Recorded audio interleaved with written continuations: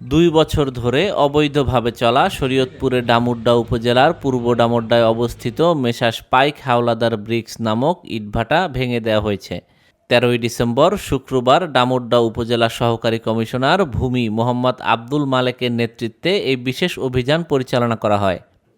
এ সময় ফায়ার সার্ভিসের সহযোগিতায় ইটভাটার আগুন নিভিয়ে এবং এক্সকেভেটর দিয়ে কিলন ভেঙে ইটভাটাটি বন্ধ করে দেয়া হয় এবং ইট প্রস্তুত ও ভাটা স্থাপনা নিয়ন্ত্রণ আইন ২০১৯ অনুসরণে ২ লাখ টাকা জরিমানা করা হয়।